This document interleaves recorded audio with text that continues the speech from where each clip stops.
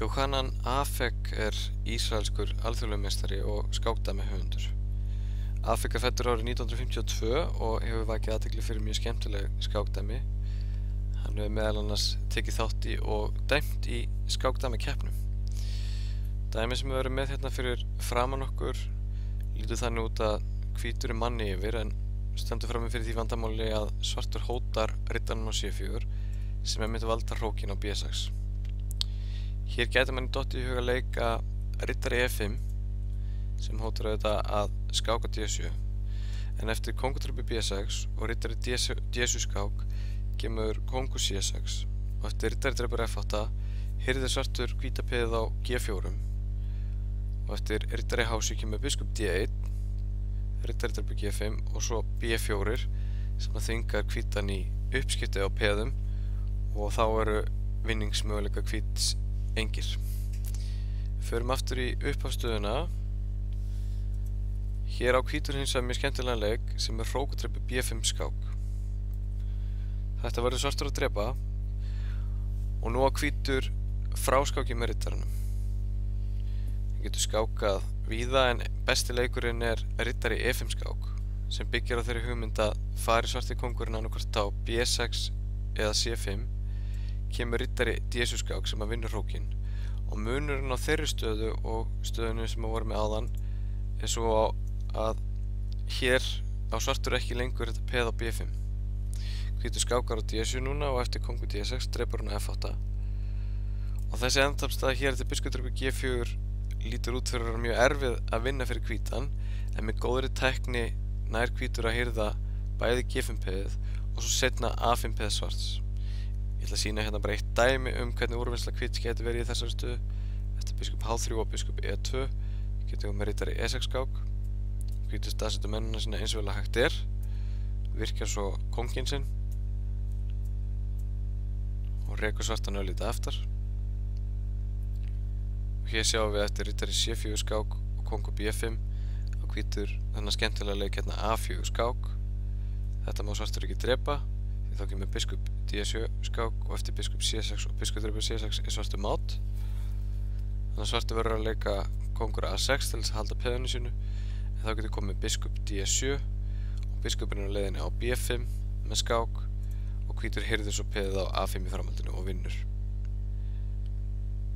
Annar leikur fyrir svartan eftir riddari drepur F8 kóngur E5 en þá getur komið biskup H3 og eftir kóngur F4 riddari E6 skák sem að vinna peð á G5 en hér sjáum við að biskupinn bundið við að valda G4 peðið og riddarinn bundið við að valda biskupinn þannig að hvítur mennir svolítið fastir en hvítur á skemmtilega leið hérna sem riddari F7 og eftir kóngur drepur H3 kemur G5 og hvíta peðið verður ekki stöðuð. Sjáum eftir riddari H6 styður riddarinn vel við peðið og hvítur vinnur með veikja drottningu og vinnur svo A5 peðið í framhaldinu. Þannig að við skulum fara tilbaka í stöðun eftir riddari E5 skák. Hvítur hótar eins og ég sagði að skáka á D7 og hirðar hrókinu F8 og hér getur svartur leikið kóngur A4 til þess að forðast riddari gafalinn. En þá kemur riddari D7 og nú eru hótanir hvíts mjög hættulegar. Hvítur hótar ekki bara hróknum að F8 heldur hótar hann líka máti bæði á B6 og C5 því að hvíti biskupinn F1 valdar útgöngulegir svarta kóngsins. Svartur virðist ekki eiga neina vörn við þessu. Hrókurinn getur auðvitað farið á C8 til þess að valda C5 reitin en þá kemur riddari B6 mát. Hér á svartur hins vegar dálítið skemmtilega tilraun til þess að verjast. Hann getur leikið biskup E2 og þessi leikur byggir á þeirri hugmynda eftir biskup drepur E2 kemur hrókur B8 skák og hugmyndin auðvitað að eftir riddari drepur B8 þá svartur patt. Þannig að hvað á hvítur að gera í þessar stöðu til þess að vinna skákina? Leikja hann kóngur A2 kemur hrókur B2 skák og eftir kóngur drepur B2 svartur aftur patt. Fari kóngurinn á C3 kemur hrókur B3 skák og eftir kóngur C2 getur svartur hirt peðið á A3 og hér svartur allt í fínum málum.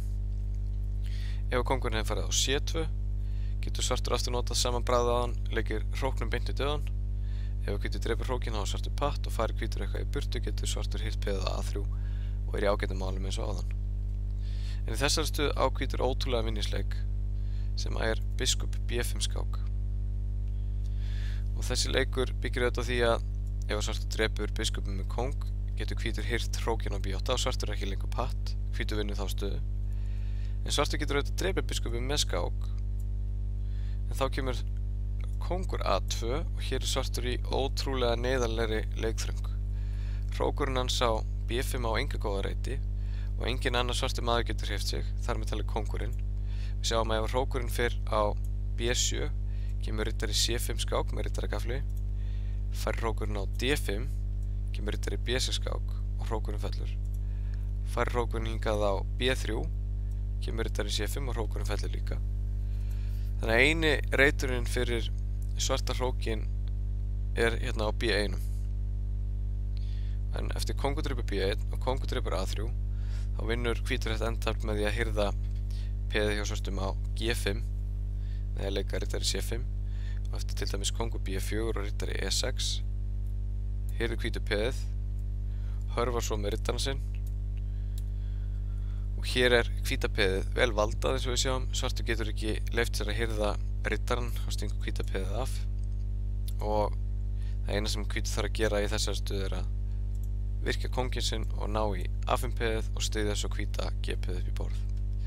Þetta er ótrúlega skemmtilega og jafnframt mjög flókin þraut hjá Afek og þessi leikur hérna biskup B5 er virkilega smekklegur.